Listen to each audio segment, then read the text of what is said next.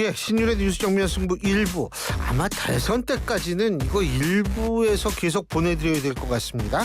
오늘 하루의 가장 중요한 뉴스들 정리해보는 정면 브리핑 시간인데요. 오늘도 김영민 아나운서와 함께하겠습니다. 안녕하세요. 네, 안녕하세요. 예. 피곤하신가 봐요. 오늘 너무 바빴어요. 그러셨구나. 아침에 시험 보고 요새 중간고사 때니까 제가 시험 보는 건 아니지만 그래도 감독을 해야 될 거 아니에요. 저는 제가 시험 보고 있어서 교수님 미워요. 그죠? 네. 모두 미워할 것 같아요. 뭐 평소에도 욕은 많이 먹고 있으니까. 뭐. 아유 무슨. 근데 뭐 하여간 그렇죠. 그리고 또 다른 일이 하나 있었죠. 그리고 여기 왔죠. 오늘 점심도 제대로 못 먹었습니다. 어떡해. 아이고 뭐 어쩔 수 없죠. 그래도 일이 있으면 고맙게 생각을 하고 있죠. 그것도 맞는 것 같아요. 뭘 젊은 사람이 뭐 그것도 불러주면은 맞아. 감사합니다고 그렇죠. 예, 그럼요. 근데 우리나라는 정말 있잖아요. 이것도 굉장히 또 감사해야 될 게 일이 끊이질 않아요. 정치권에서. 뉴스가 많다는 것이 뉴스가 많다는 거죠. 이게 좋은 건지 나쁜 건지 모르겠지만 어쨌든 매일 같은 말만 되풀이하지 않게 해가지고 그런 거는 좀 장점이다 볼 수 있는데 좋은 거는 아니죠. 자, 검찰이 문재인 전 대통령 뇌물죄로 기소했죠. 네, 그렇습니다. 전주지검에서 오늘 이제 문재인 전 대통령을 특정 범죄 가중처벌 등에 관한 법률 위반, 즉 뇌물죄 혐의로 불구속 기소했다고 밝혔습니다. 또 이스타항공의 창업주인 이상직 전 의원 역시도 다른 혐의죠. 뇌물공여, 업무상 배임 혐의로 재판에 넘겨졌습니다. 잠깐요. 네. 이분 깜빵에 있을 텐데 지금. 이상직 전 의원. 근데 이제 추가로 또 넘어갔구나. 네. 문 전 대통령의 딸이죠. 다혜 씨. 그리고 문 전 대통령의 전 사위 서 씨에 대해서는 검찰이 기소유예 처분을 했습니다. 이 혐의 전에 이 스토리를 좀 살펴볼 필요가 있겠죠. 검찰은 이 전 의원이 2018년 3월에 중소벤처기업진흥공단 중진공이라고 하죠. 여기 이사장 자리에 오른 이후에 그가 실소유하고 있는 태국계 법인인 타이 이스타젯 여기에 문 전 대통령의 사위 서 씨가 전무이사로 취업을 했는데 이 경위를 검찰이 수사해 왔고요. 서 씨가 항공업계에 대한 실무 경험이 없는데 임원으로 입사한 배경이 석연치 않다 이렇게 보고 수사를 진행해 왔습니다. 그래서 검찰은 결국에 이 중진공 이사장 자리와 항공사 채용 과정 사이에 뭐 대가성이 있었던 게 아니냐 이렇게 보고 있는 것으로 전해집니다. 예, 이상직 전 의원 수감돼 있는 것이 맞는 것 같습니다. 제가 지금 찾아봤는데 수감돼 있는 건 맞는 것 같아요. 근데 수감돼도 재판에서 넘길 수 있는 거니까. 근데 이게 지금 전직 대통령들의 판례가 이번 기소의 근거가 됐다. 이게 뭐예요, 근데? 이제 문재인 전 대통령이 뇌물을 직접 수수한 건 또 아니지 않습니까? 제3자 뇌물이죠. 네, 이렇게 건너서 대가성 이게 뇌물로 볼 수 있다라는 근거가 전직 대통령들의 뇌물 혐의 판결에 근거했다라는 건데요. 제 기억으로는 아마 윤석열 전 대통령이 수사할 때 이 얘기가 나오지 않았나 이런 생각이 들거든요. 네, 크게 박근혜 전 대통령, 이명박 전 대통령의 사례를 좀 보겠습니다. 박 전 대통령 뇌물 사건 판결에서 대통령의 직무에 속하거나 직무와 밀접한 관계가 있는 행위에 대해서 대통령에게 금품을 공여하면 바로 뇌물공여죄가 성립을 하고 대통령이 실제로 영향력을 행사했는지 여부는 범죄 성립에 영향을 미치지 않는다라고 법원이 판단한 바 있고요. 그리고 이명박 전 대통령 뇌물 사건 판결에서는 국회의원 공천은 대통령이 법령상 관장하는 직무 그 자체는 아니지만 사실상 직접적이고 강력한 영향력을 행사하므로 대통령 직무와 밀접한 관계가 있는 행위, 관리에 사실상 관여하는 직무 행위일 수 있다. 이렇게 명시를 해서 간접적이나마 대통령에 영향을 미칠 수 있다라는 점을 근거로 들었습니다. 이상직 전 의원이 제19대 대선 캠프에서 활동을 하면서 문 전 대통령 당선에 기여한 바가 있고 문재인 정부 출범 이후에 이 전 의원이 중진공 이사장 자리에 올랐는데 2020년 4월에 예정된 차기 국회의원 선거 출마를 위해서는 이 면직이 필요하고 그러기 위해서는 문 전 대통령의 권한 행사가 필요했다라고 검찰은 보고 있습니다. 그래서 2018년 8월에 문 전 대통령의 사위 서 씨를 타이 이스타젯의 임원으로 채용을 했고 이때 다양한 급여, 뭐 생활비 다양하게 받았는데 이것이 결국에는 문 전 대통령의 뇌물격에 해당한다라고 이제 검찰이 보는 거거든요. 네. 그래서 결국에는 문 전 대통령이 포괄적인 권한 행사를 통해서 정치 경제적 혜택을 기대한 이상직 전 의원에게 이 타이 이스타젯을 통한 특혜를 제공받고 뭐 편의를 봐줬기 때문에 뇌물에 따른 대가성이 성립한다라는 아하. 것이 검찰의 논리입니다. 예, 문 전 대통령은 뭐라고 그러는 거예요 지금? 윤건영 의원이 문 전 대통령의 입장을 밝혔는데요. 터무니없고 황당한 기소다라면서 윤 전 대통령 탄핵에 대한 보복성 기소라는 취지의 언급을 한 것으로 전해집니다. 그래서 문 전 대통령은 법정에서 진실을 밝히는 것을 넘어서 검찰권이 얼마나 어처구니 없이 행사되고 남용되고 있는지 밝히는 계기로 삼겠다. 검찰의 불법 행위, 형사 고소하는 것은 물론 검찰을 개혁하는 기회로 여기겠다. 이런 발언을 했다고 합니다. 예, 뭐 이런 반응을 했는데 저는 이 부분을 뭐라고 얘기하는 것이 아니라 이게 이제 검찰에 대해서 얼마든지 불만, 문제점을 지적할 수 있어요. 근데 이게 정치권에서 일어나는 거 보면 재판에 넘어가서 유죄 판결을 받아도 검찰을 계속 탓해요. 그러면은 재판부는 사법부는 뭐예요?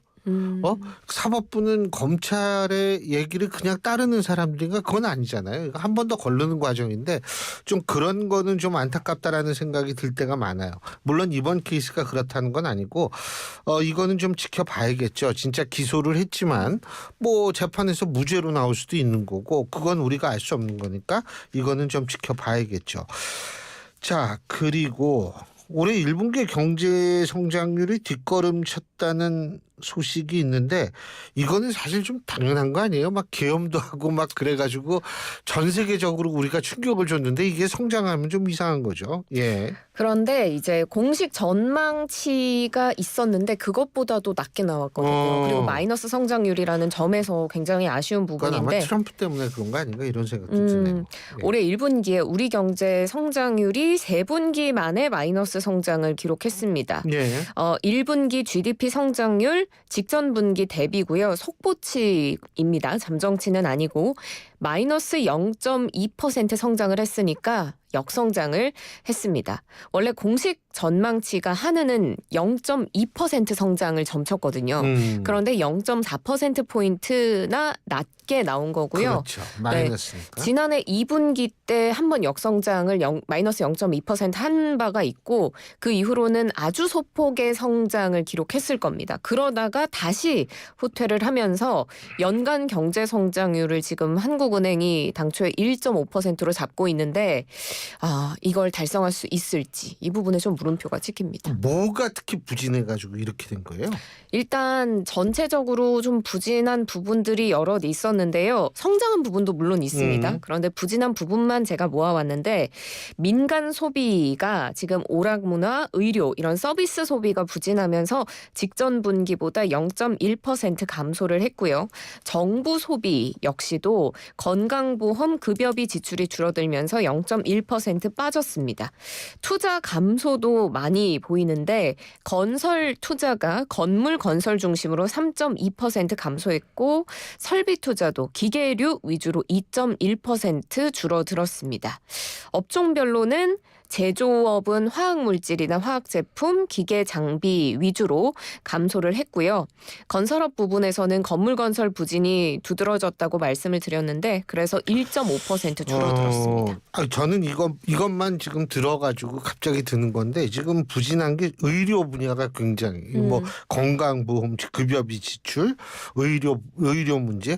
근데 이거는 그러면은 이 의료 분쟁하고 좀 관련이 있는 건가 싶기도 있는 건가 하고요. 하는 생각이 들어요. 저희가 뭐 잘은 모르지만 우리는 잘은 모르지만 예 그렇군요. 아니 뭐 지금 사실 우리나라 경제가 뭐 병원에 못 갈 정도로 나쁘지는 않잖아요. 그렇죠. 그렇기 때문에 그런 생각이 얼핏 듣는데 그게 맞는지는 모르겠어요. 그리고 저거 많이 하죠. AI 무슨 GPT. 그렇죠. 네. 그것도 저는 3개를 쓰는데 오. 그게 어떤 거든 진짜 잘 찾아줘요. 진짜요? 그러니까 웹서핑을 우리가 직접 할 필요가 없어요. 우와. 네, 그거 뭐 그런 경우가 있고 이제 이래가지고 하는데 저는 이거는 한 번도 안 써봤어요. 쓰지 말라고 그래서. 딥시크 이 중국 거 아니에요? 그죠? 네, 지금 우리나라에서 이제 못 쓰게 돼 있죠. 서비스가 뭐 중단돼 있죠. 중단돼 있는지는 모르겠어요. 근데 하여간 관공서나 이런 거 쓰지 말라고 맞아요. 해서 저는 안 쓰고 있는데 이게 지금 국내 이용자들의 정보를 무단으로 이전을 한 것으로 밝혀졌네요. 그러니까 이거는 처음 나왔을 때 사람들이 막 썼을 때 아마 네, 그거 맞습니다. 얘기하는 걸 거예요. 맞습니다. 교수님 말씀하신 그 중국의 생성형 인공지능 바로 딥시크죠. 개인정보 유출 논란이 있고 나서 이 딥시크의 사용이 국내에서 지금 막혀 있는 상태거든요.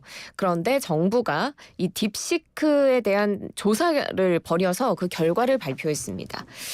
딥시크가 수집한 개인정보를 중국과 미국 소재의 4개 회사로 이전을 하고 있었는데 사실 다른 생성형 AI 역시도 개인정보를 이전하기는 하지만 딥시크는 어떤 점이 문제였냐면 사용자에게 이에 대한 동의를 받거나 처리 방침에서 이를 공개하지 않고 있었다라고 개인정보위원회는 밝혔습니다. 그리고 딥시크는 이용자가 AI에게 입력한 명령어, 프롬프트까지 중국의 굉장히 큰 기업이죠. 틱톡의 모기업에게 넘기기도 했는데요. 이뿐 아니라 딥시크는 다른 생성형 AI처럼 이 명령어 프롬프트를 개발이나 학습하는 과정에 이용하고 있는데 문제는 다른 생성형 AI와는 다르게 딥시크는 사용자가 이를 거부할 수 있는 기능을 제공을 안 했습니다. 또 정보 처리 방침이나 이용 약관상으로도 여기에 대한 충분한 설명과 고지가 없었다라는 점이 가장 큰 문제였습니다. 이 설명 고지에 갑자기 그 생각이 드네. 뭐 예금할 때나 보나 그냥 요만한 글씨를 쭉 그거 읽어보는 분들이 전 많지는 않을 거라고 봐요. 저는 안 읽습니다. 네. 개인적으로. 아니 그래서 물론 사람은 항상 자기 중심이라서 내가 안 읽으면 딴 사람도 안 읽을 거야 이렇게 생각하거든요. 근데 저도 안 읽거든요. 예, 그래가지고 그런데 어쨌든 딥시크 이거 어떡한데요? 일단은 프롬프트까지 틱톡의 모기업으로 이전하는 건 좀 과하지 않느냐라고 개인정보위가 지적을 하고 이제 틱톡에서 이를 받아들여서 정보 이전 차단했습니다. 그리고 사용자에게 이 프롬프트 제공 동의 받아야 되지 않느냐 지적을 하니까 이건 역시도 사용자가 거부할 수 있는 기능을 마련했고요. 개인정보위가 권고한 강화된 보호 조치 모두 준수하기로 했고 개인정보 관련 규정도 보완하기로 했고요.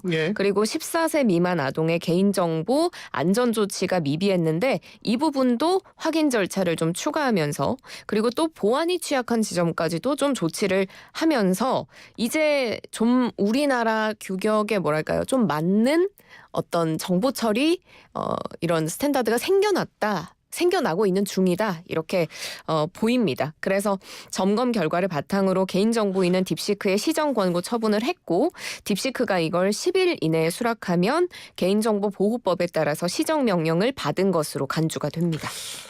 이게 하여간 뭐 어쨌든 근데 이게 드러난 거는 차라리 나아요.